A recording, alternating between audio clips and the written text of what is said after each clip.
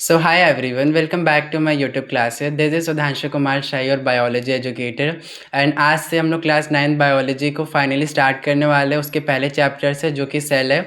I know NCERT change हो गई है, काफ़ी सारे टॉपिक्स उसमें ऐड भी हुए हैं नए, और जो पुराने चैप्टर्स थे उसमें भी कुछ टॉपिक्स ऐड हुए और नए चैप्टर्स भी इंट्रोड्यूस हुए हैं। बट आपको टेंशन लेने की ज़रूरत नहीं है, इसी सिंगल प्लेटफॉर्म पे आपको सारे टॉपिक्स सारे चैप्टर्स बायो के कंप्लीट जो है डिटेल करवाए जाएंगे। आपको क्या करना है, you just have to watch the video till the last end मुझे फॉलो करते रहिए, ठीक है। तो आज की क्लास में हमें क्या डिस्कस करना है, सेल चैप्टर को डिस्कस करना है, ठीक है। तो सबसे पहले सेल होता क्या है इसको डिस्कस कर लेते हैं। तो सेल क्या है, ये एक fundamental structural and functional unit of all the living organism है। हम सब जानते हैं जो लिविंग ऑर्गेनिज्म है इस अर्थ पे, जितने भी लिविंग ऑर्गेनिज्म है वो सब सेल से और सेल के प्रोडक्ट से ही मिलकर बने होते हैं, ठीक है। इसीलिए इसको हम लोग फंक्शनल यूनिट भी बोलते हैं। फंक्शनल यूनिट क्यों बोलते हैं, बिकॉज सेल जो होता है वो ऑटोनोमस इंडिपेंडेंट यूनिट होता है। इसका मतलब क्या होता है कि सिंगल सेल जो है वो ऑल बायोलॉजिकल प्रोसेस को परफॉर्म कर सकता है, जैसे न्यूट्रिशन, रेस्पिरेशन, एक्सक्रीशन, ट्रांसपोर्टेशन। अगर हम एग्जांपल की बात करें, जैसे यूनिसेलुलर ऑर्गेनिज्म जो होते हैं अमीबा, तो वो अपना सारा बायोलॉजिकल प्रोसेस एक सिंगल सेल में परफॉर्म हो जाता है। इसीलिए हम लोग सेल को जो है फंक्शनल यूनिट ऑफ ऑर्गेनिज्म भी बोलते हैं, ठीक है।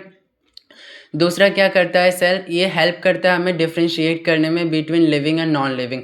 मतलब हमारे अर्थ पे जितने भी living and non living object है उसको डिफ्रेंशिएट करने में हेल्प करता है। जैसे ये पेन जो आप देख सकते हैं, ये नॉन लिविंग ऑब्जेक्ट है, ये सेल से मिलकर नहीं बना और ना ही सेल के प्रोडक्ट्स है।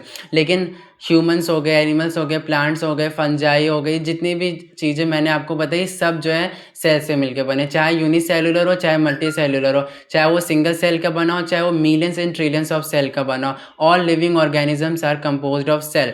That's why it is called as the fundamental structure and the functional unit of all the living organism. दूसरा क्या है, anything less than a complete cell is not considered as living। मतलब कोई भी वस्तु या कोई भी चीज़ जो सेल एक कंप्लीट सेल के स्ट्रक्चर से कम है उसको हम लोग लिविंग कंसिडर नहीं करेंगे, क्योंकि सेल जो है already it is a fundamental unit of life, okay. अब उससे भी कम अगर कोई चीज़ है जैसे लिपिड, कार्बोहाइड्रेट, तो उसको हम लोग लिविंग कंसिडर नहीं करेंगे, ठीक है। और स्टडी ऑफ सेल को हम लोग क्या बोलते हैं, साइटोलॉजी बोलते हैं, और इसके फादर कौन है, रॉबर्ट हुक है, ठीक है। आइए अब कुछ डिस्कवरीज के बारे में जानते हैं जो कि एनसीईआरटी में मेंशन है। तो सबसे पहले जो साइंटिस्ट है वो रॉबर्ट हुक है, जिन्होंने 1665 में जो है फर्स्ट टाइम सेल को देखा था और उसकी डिस्कवरी की थी। जो कि उन्होंने क्या किया था, स्लाइस ऑफ कॉर को जो है ऑब्जर्व किया था इन द प्रिमिटिव माइक्रोस्कोप, जो कि उन्होंने खुद ही बनाया था, और तब जाके फर्स्ट सेल जो है डिस्कवर हुआ था इन 1665 by Robert Hooke. Next scientist जो आते हैं वो आते हैं एंटोनी वॉन लेवेनहुक, जिन्होंने 1674 में एक लिविंग सेल की डिस्कवरी की थी। क्योंकि उस टाइम पे माइक्रोस्कोप काफ़ी इंप्रूव हो गए थे, तो उन्होंने फ्री लिविंग सेल जैसे कि बैक्टीरिया जो है पॉन्ड वाटर में डिस्कवर किया था for the very first time, जो कि एक लिविंग क्रिएचर था। और उसके बाद उन्होंने और भी बहुत सारे सेल्स की डिस्कवरी की। नेक्स्ट जो साइंटिस्ट आते हैं वो आते हैं रॉबर्ट ब्राउन, जिन्होंने न्यूक्लियस की डिस्कवरी की थी, एंड जी पुरकिंजी, जिन्होंने प्रोटोप्लाज्म की डिस्कवरी की थी। प्रोटोप्लाज्म क्या होता है, सेल के अंदर जितना भी लिक्विड पोर्शन होता है, जैसे कि आपका साइटोप्लाज्म है, न्यूक्लियोप्लाज्म। न्यूक्लियोप्लाज्म क्या होता है, न्यूक्लियस के अंदर जो साइटोप्लाज्म होता है उसको हम लोग न्यूक्लियोप्लाज्म बोलते हैं। तो साइटोप्लाज्म है, न्यूक्लियोप्लाज्म, टोटल जो है मिला के हमारा प्रोटोप्लाज्म होता है सेल का। तो इसको किसने डिस्कवर किया था, पुरकिंजी ने डिस्कवर किया था, ठीक है। आई होप आपको इतनी चीज़ें क्लियर होंगी। अब बात करते हैं सेल थ्योरी की, जो कि आपके एनसीईआरटी में मेंशन है और ये बहुत ही इंपॉर्टेंट है आपके एग्जाम पॉइंट ऑफ व्यू से भी। तो सेल थ्योरी में मेनली हमारे 3 साइंटिस्ट का कॉन्ट्रीब्यूशन है। पहला स्लाइडन जी है, दूसरा श्वान है, तीसरा रुडोल्फ वर्चाउ। स्लाइडन जी ने क्या किया था 1839 में, जो कि जर्मन बॉटनिस्ट है, उन्होंने प्लांट सेल को डिस्कवर किया था। एंड जो श्वान जी थे उन्होंने जो जर्मन जोलॉजिस्ट हैं, जिन्होंने किसकी डिस्कवरी की थी, एनिमल सेल की डिस्कवरी की थी विदाउट द सेल वॉल। ये जो है एक डिस्टिंक्ट फीचर होता है animal cell and plant cell के बीच में, ठीक है। अगर आपको कोई बोले प्लांट सेल और एनिमल सेल के बीच में मेजर डिफरेंस क्या है, तो वो है सेल वॉल का, जिन्होंने श्वान ने जो है इस चीज़ को डिस्कवर किया था, ठीक है। तो फिर उन्होंने 2 साइंटिस्ट ने मिलकर जो पोस्टुलेट दिया था वो क्या दिया था कि all the living organism are made up of cells and their products. मतलब जितनी भी लिविंग ऑर्गेनिज्म है वो सब सेल से और उसके प्रोडक्ट से मिलके बने हैं, but they are unable to explain how the new cells arising from. लेकिन उनकी थ्योरी में एक छोटी सी दिक्कत रह गई थी, क्योंकि वो ये नहीं बता पाए कि जो नए सेल्स है वो आते कहाँ से, अराइज कहाँ से होते हैं। तो इसके लिए हमारे पास एक थर्ड साइंटिस्ट आते हैं जिनका नाम है रुडोल्फ वर्चाउ, जिन्होंने 1855 में एक स्टेटमेंट दिया था, that is the omni cellula e cellula. इसका मतलब क्या होता है, that all the living cell और all the new cell are arising from the pre existing existing cell. कहने का मतलब क्या है कि हमारे जो पेरेंट सेल आपको देख रहा है, यही जो है डिवाइड होकर फर्दर दो डॉटर सेल में डिवाइड होता है। तो ये जो दो डॉटर सेल है ये कहाँ से आई है, ये ऑलरेडी जो आपकी प्री एग्जिस्टिंग सेल है जो कि पेरेंट सेल है वहीं से आती है, ठीक है। और इसी प्रोसेस को हम लोग सेल डिवीजन भी बोलते हैं, जो कि इसी चैप्टर में हम लोग आगे अपकमिंग लेक्चर में डिस्कस करेंगे। तो फाइनली अगर हम सेल थ्योरी की बात करें तो हमारे पास दो सेल थ्योरी आती है। पहला क्या है, that all the living organism is made up of cells and their product. And दूसरा क्या है, all cells are arising from the pre existing cell. इसका एक एक्सेप्शन है जो है कि वायरस। आप जानते हैं वायरस जो है ना ही लिविंग है ना ही नॉन लिविंग है, उसको वो सिर्फ एक स्मॉल प्रोटीन के शीट से बना होता है जिसमें बस जेनेटिक मटेरियल होता है, वो भी नेकेड होता है। तो वायरस क्या है, ये लिविंग एंड नॉन लिविंग के बीच में रहते हैं, बॉर्डर पे, इसीलिए ये जो है एक्सेप्शन है इस थ्योरी का, ठीक है। अगर हम शेप ऑफ सेल्स की बात करें तो सेल्स जो होते हैं उनका शेप किस पे डिपेंड करता है, चाहे सेल का फंक्शन हो चाहे सेल का शेप हो, and it is determined by the cell environment and cell activity they perform. मतलब सेल का शेप या साइज जो है, फंक्शन जो है, सेल के एक्टिविटीज़ और उसके सराउंडिंग पे डिपेंड करता है। जैसे अगर हम नर्व सेल की बात करें तो नर्व सेल जो है इलोंगेटेड होता है, इलोंगेटेड और ब्रांच होता है। क्यों? क्योंकि उसको सिग्नल को कैरी करना रहता है और उसको मतलब स्टिमुलस को कैरी करके सेंट्रल नर्वस सिस्टम तक पहुंचाना रहता है, और ये बहुत ही फास्ट प्रोसेस होता है। इसीलिए जो ये सेल है इलोंगेटेड होता है ताकि सिग्नल जो है फास्टली ट्रैवल कर सके, ठीक है। फिर आपका स्पर्म जो है वो टैडपोल स्ट्रक्चर का होता है, उसका शेप। ब्लड सेल की बात करें तो डिस्कॉइड होता है, ओवम की बात करें स्फेरिकल होता है, स्मूथ मसल सेल आपके स्पिंडल होते हैं, और अगर इरेगुलर शेप स्ट्रक्चर की बात करें तो आपका अमीबा और ह्यूमन में जो WBCs होते हैं they are the irregular in shape, ठीक है। अगर साइज़ की बात करें तो जो नर्व सेल है ह्यूमंस में that is the longest cell in the animal, और ऑस्ट्रिच एग जो है वो लार्जेस्ट एनिमल सेल होता है, एंड माइकोप्लाज्मा जो है वो सिंगल स्मॉलेस्ट सेल है, ठीक है, जिसको हम लोग joker of the plant kingdom भी बोलते हैं, ठीक है। अब अगर सेल के टाइप्स की बात करें तो on the basis of differentiation cell जो है दो तरह के होते हैं, अनडिफ्रेंशिएटेड और डिफ्रेंशिएटेड। अगर नंबर के बेसिस पे बात करें तो यूनिसेलुलर एंड मल्टीसेलुलर। अगर न्यूक्लियस के बेसिस पे बात करें तो प्रोकैरियोटिक एंड यूकैरियोटिक। आइए इन सारे टॉपिक्स को डिटेल में डिस्कस करते हैं यहाँ पे। तो अगर हम बेसिस ऑफ डिफरेंशिएशन की बात करें तो हमारे पास फर्स्ट आता है अनडिफरेंशिएटेड सेल। ये वो सेल्स होते हैं that is capable of undergoing division and development. Example stem cell and meristematic. कहने का मतलब क्या है, हमारे बॉडी में, प्लांट के बॉडी में या एनिमल के बॉडी में कुछ सेल्स ऐसे होते हैं जो अनडिफरेंशिएटेड होता है, मतलब उनका काम होता है बॉडी में डिवीजन करना और बॉडी में डेवलपमेंट करना। जैसे ह्यूमंस की बात करें तो स्टेम सेल, और प्लांट में मेरिस्टेमेटिक सेल। आपको पता है मेरिस्टेमेटिक टिश्यू जो होता है वो कंटिन्यूसली डिवाइड करता रहता है through out the life of the plant, ठीक है। तो ये जो है आपके अनडिफरेंशिएटेड सेल्स के एग्जाम्पल है जिनका काम जो है डिवीजन और बॉडी में ग्रोथ करना है, ठीक है।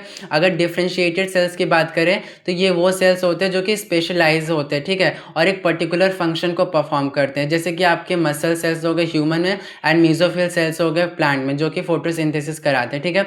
अब डिफरेंशिएटेड सेल्स क्या करते हैं, वो डिवीजन जो है स्टॉप करके एक पर्टिकुलर फंक्शन ही परफॉर्म करते हैं। जैसे मसल सेल कॉन्ट्रैक्ट करके मूवमेंट में हेल्प करते हैं, एंड मीजो सेल जो होते हैं प्लांट में वो किस में मदद करते हैं, फोटोसिंथेसिस में मदद करते हैं।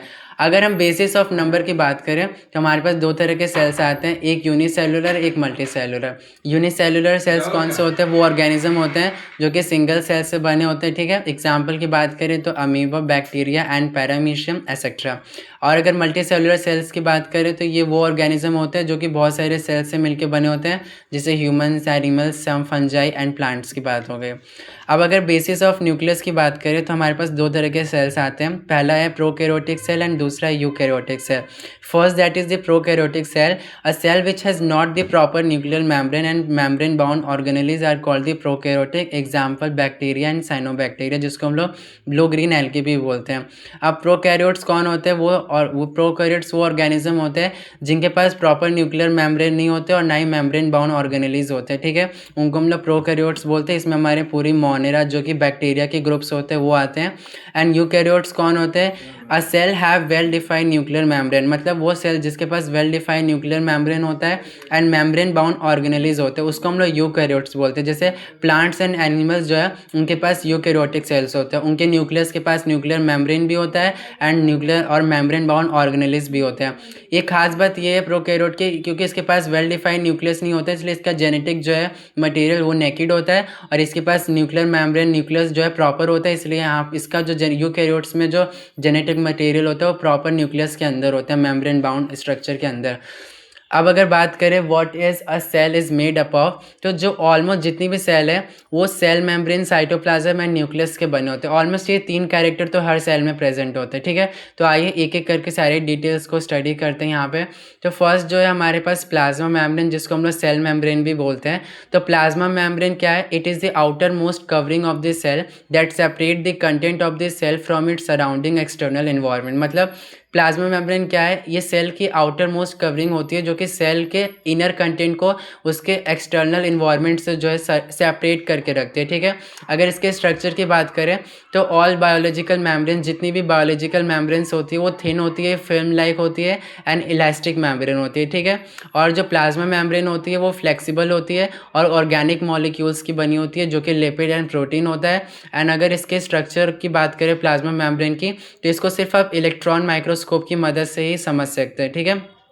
क्योंकि प्लाज्मा मेम्ब्रेन की स्टडी करने के लिए, उसके मॉलिक्यूल्स की स्टडी करने के लिए हम लोग को हाई मैग्नीफिकेशन की ज़रूरत होती है, जो कि सिंपल माइक्रोस्कोप में हमें नहीं मिलती, इसलिए हम लोग को इलेक्ट्रॉन माइक्रोस्कोप की यूज़ की मदद लेनी पड़ती है, ठीक है। अब अगर हम लोग इसके स्ट्रक्चर की बात करें और फर्दर डिटेल में जाके, तो 2 साइंटिस्ट थे जिनका नाम था सिंगर एंड निकोलसन, जिन्होंने फ्लूइड मोज़ेक मॉडल जो है प्रपोज किया था। और इस मॉडल के अकॉर्डिंग जो प्लाज्मा मेम्ब्रेन है वो एक कॉन्टिन्यूअस लिपिड एंड प्रोटीन की बाइलेयर मॉलिक्यूल है, ठीक है। लिपिड एंड प्रोटीन जो है किसमें हेल्प करते हैं? मेम्ब्रेन में जो ट्रांसपोर्टेशन होता है मॉलिक्यूल्स का, उसमें मदद करते हैं। आप ये स्ट्रक्चर देख सकते हैं, एक ये जो आपको स्ट्रक्चर दिख रहा है ये एक लिपिड बाइलेयर का स्ट्रक्चर है, जिसमें आप देख सकते हैं ये जो आपको पोर्शन दिख रहा है राउंड, इसको हेड बोलते हैं एंड ये जो है टेल है, ठीक है। हेड जो होता है वो हाइड्रोफिलिक होता है, मतलब ये इसको वाटर से प्यार होता है, इसको वाटर से कोई भी दिक्कत नहीं है। लेकिन जो टेल होती है वो हाइड्रोफोबिक होती है, मतलब इसको वाटर से बहुत ज़्यादा प्रॉब्लम होती है।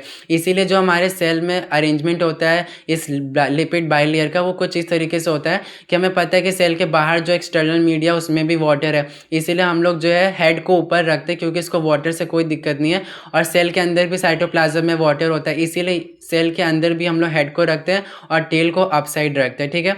और ये जो आपको मेम्ब्रेन दिख रही है उसके बीच बीच में आपको कुछ बीच में एक एम्बेडेड स्ट्रक्चर दिख रहा होगा जिसको हम लोग इंटीग्रल प्रोटीन बोलते हैं, जिसके अंदर से जो मॉलिक्यूल्स है वो ट्रैवल करते हैं, क्योंकि वाटर तो इस मेम्ब्रेन को क्रॉस नहीं कर सकते क्योंकि ये जो टेल होते हैं वो हाइड्रोफोबिक होते हैं। तो इस चैनल के थ्रू जो है सब्सटेंस जो है मूव करते हैं। और आपको ये जो साइड में दिख रहा है ये आपके शुगर है, और कुछ साइड पेरिफेरल में भी आपके प्रोटीन होते हैं जिसको हम लोग पेरिफेरल प्रोटीन भी बोलते हैं।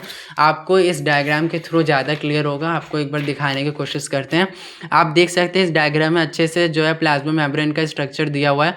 तो ये जो आपको बीच बीच में प्रोटीन्स दिख रहे हैं इसको हम लोग इंटीग्रल प्रोटीन बोलते हैं। एंड ये जो है आपका लिपिड बाइलेयर स्ट्रक्चर है, ऊपर के साइड आपको हेड दिखेगा और नीचे के साइड भी, और अप साइड जो है आपको टेल दिखेगा इसका, ठीक है। और उसके बाद कुछ आपको पेरिफेरल प्रोटीन्स भी मिल जाएंगे यहाँ पे, जैसे कि आप यहाँ पे स्ट्रक्चर में देख सकते हैं, ठीक है। आई होप आपको इतनी चीज़ें समझ में आई होंगी। अब अगर हम लोग मेम्ब्रेन के ट्रांसपोर्टेशन की बात करें तो मेम्ब्रेन में ट्रांसपोर्टेशन 2 तरह से होता है, एक एक्टिव होता है, एक पैसिव होता है। एक्टिव की बात करें तो हमारे पास सोडियम पोटेशियम पंप आता है, एंड अगर पैसिव की बात करें तो हमारे पास 2 तरह के चीज़ें आती हैं, एक डिफ्यूजन, एक ऑस्मोसिस, ठीक है। ऑस्मोसिस भी फर्दर जो है 2 पार्ट में डिवाइडेड है, एंडोस्मोसिस एंड एक्सोस्मोसिस। तो चलिए एक एक करके सारी चीज़ों के बारे में डिटेल में स्टडी करते हैं। तो जो आपका पैसिव ट्रांसपोर्ट होता है उसमें क्या होता है बेसिकली, इसमें जो सब्सटेंस का मूवमेंट होता है वो मेम्ब्रेन के थ्रू होता है without the expenditure of energy. मतलब इस जो मेम्ब्रेन में जो ट्रांसपोर्टेशन होता है पैसिव ट्रांसपोर्ट, इसमें एनर्जी की रिक्वायरमेंट बिल्कुल नहीं होती है। इसमें जो फर्स्ट चीज़ हमें डिस्कस करना है that is the diffusion. Diffusion क्या होता है बेसिकली, ये स्पॉन्टेनियस मूवमेंट होता है सब्सटेंस का through the region of the low region to the from the high region to the low region concentration, जिसको हम लोग डिफ्यूजन बोलते हैं, ठीक है। मतलब ये एक स्पॉन्टेनियस है। स्पॉन्टेनियस का मतलब क्या है, जो खुद से हो जाए बिना एनर्जी के, ठीक है। तो डिफ्यूजन में क्या होता है, हाई कंसनट्रेशन से जो सब्सटेंस है वो लो कंसनट्रेशन की तरफ अपने आप मूव करता है, इसमें एनर्जी की रिक्वायरमेंट बिल्कुल नहीं होती है। एग्जाम्पल की बात करें तो डिफ्यूजन ऑफ गैसेस इसका एग्जाम्पल है। आप देख सकते हैं सेल में जो है हमारे ऑक्सीजन जो है जाता है, मूव करता है, एंड कार्बन डाइऑक्साइड जो है वो बाहर निकलता है, ठीक है। तो ये क्या है, एग्जांपल है डिफ्यूजन ऑफ गैसेस का, ठीक है। अब अगर ऑस्मोसिस की बात करें तो ऑस्मोसिस में क्या होता है, it is the movement of solvent molecule through a selectively permeable membrane called as osmosis. तो ऑस्मोसिस में क्या होता है, इसमें सॉल्वेंट जो मॉलिक्यूल होता है उसका सिलेक्टिवली परमिएबल मेम्ब्रेन से ट्रांसपोर्टेशन होता है। अगेन इसमें भी सेम प्रोसेस होता है, जो सब्सटेंस होता है वो हायर कंसनट्रेशन से लोअर कंसनट्रेशन कंसंट्रेशन की तरफ जाता है, लेकिन इसमें हम लोग सॉल्वेंट की बात करते हैं, वाटर की बात करते हैं, ठीक है। अब अगर डायरेक्शन ऑफ ऑस्मोसिस की बात करें कि वाटर जो है वो किस डायरेक्शन में मूव करता है सेल के अंदर, तो उसके अकॉर्डिंग हमारे पास 3 तरह के सोल्यूशन होते हैं। एक होता है आइसोटोनिक सोल्यूशन, एक होता है हाइपोटोनिक सोल्यूशन, एंड तीसरा जो होता है वो होता है हाइपरटोनिक सोल्यूशन। चलिए सारी चीज़ों को डिस्कस करते हैं वन बाय वन। तो जो आपका आइसोटोनिक सोल्यूशन होता है, इसमें क्या होता है, when the concentration of the solute on both the side of the cell membrane are same, the solution is called isotonic. No overall movement of water and the size remain same. इसका मतलब क्या है, isotonic solution में क्या होता है, जो solution होता है, मतलब जो सॉल्यूट होता है वो सोल्यूशन में भी और सेल मेम्ब्रेन के अंदर साइटोप्लाज्म में, दोनों में जो सॉल्यूट का कंसंट्रेशन होता है वो सेम होता है, जिसकी वजह से ओवरऑल वाटर का कोई मूवमेंट नहीं होता और साइज जो होता है वो सेम होता है। आप देख सकते हैं इस कंटेनर में जो है आपका सॉल्यूशन दिया है, उसके अंदर जो सॉल्यूट है और सेल के अंदर जो सॉल्यूट है वो दोनों सेम है, दोनों का कंसंट्रेशन, इसलिए जो ओवरऑल वाटर है वो ज़ीरो है, नेट जो मतलब मूवमेंट है वाटर का वो ज़ीरो, जिसकी वजह से सेल का साइज जो है वो सेम है। अगर हाइपोटोनिक सोल्यूशन की बात करें तो इसमें क्या होता है हाइपोटोनिक सोल्यूशन में कि when the concentration of the solute in solution is lower than the cytoplasm, the solution is called the hypotonic. And water इसमें क्या करता है, सेल के अंदर एंटर करता है और सेल जो है वो स्वेल अप हो जाता है। तो इसमें बेसिकली क्या होता है हाइपोटोनिक सोल्यूशन में कि जो सॉल्यूट का कंसंट्रेशन होता है वो सॉल्यूशन में लोअर होता है और जो साइटोप्लाज्म है उसमें हाई होता है। इसकी वजह से क्या होता है, जो वाटर होता है वो सेल के अंदर मूव करता है, क्योंकि हमें पता है कि कोई भी सब्सटेंस जो है वो हायर कंसंट्रेशन से लोअर कंसंट्रेशन की तरफ मूव करता है।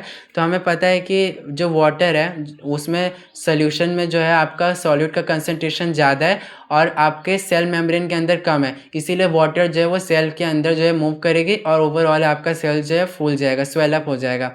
अब वही अगर हाइपरटोनिक सोल्यूशन की बात करें तो इसमें क्या होता है, इसमें जो सॉल्यूट का कंसंट्रेशन है वो सोल्यूशन में ज़्यादा होता है और साइटोप्लाज्म मतलब सेल के अंदर कम होता है, और उस सोल्यूशन को हम लोग क्या बोलते हैं, हाइपरटोनिक सोल्यूशन बोलते हैं। और इस कंडीशन में वाटर जो है वो सेल से लीव करेगा और सेल जो है वो श्रिंक हो जाएगा, ठीक है।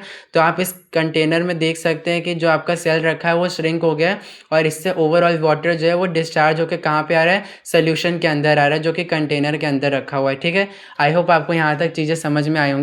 अगर हम एक्टिव ट्रांसपोर्ट की बात करें तो इसमें जो सब्सटेंस का मूवमेंट है वो जो है एक्सपेंडिचर ऑफ एनर्जी के फॉर्म में होता है, in the form of ATP. मतलब एक्टिव ट्रांसपोर्टेशन में क्या होता है आपका, बेसिकली आपके एनर्जी जो है उसका रिक्वायरमेंट होती है एटीपी की, इसमें सब्सटेंस जो है एनर्जी के रिक्वायरमेंट से मूव करते हैं। एग्जाम्पल की बात करें तो सोडियम पोटेशियम पंप जो है ये आपके सेल के अंदर सोडियम पोटेशियम आयन जो है उसका कंसंट्रेशन जो है मेंटेन करने में हेल्प करते हैं। आपको इस डायग्राम के थ्रू समझाने की कोशिश करते हैं, इसमें अच्छे से आपको समझ में आएगा। आप देख सकते हैं जो ये आपका सेल मेम्ब्रेन है उसके बीच में ये सोडियम पोटेशियम पंप लगा हुआ है। तो जब भी जो है सोडियम पोटेशियम का कंसंट्रेशन जो है वो डिसबैलेंस हो जाता है तो ये जो पंप है वो क्या करता है, ये 3 सोडियम को बाहर फेंकता है और 2 सोडियम को जो है 2 पोटेशियम को जो है सेल के अंदर जो है पंप इन करता है और 3 सोडियम को क्या करता है, पंप आउट करता है। और इस ओवरऑल प्रोसेस में 1 एटीपी जो है पूरी तरह से यूटिलाइज होता है। आई होप आपको वीडियो अच्छा लगा हो।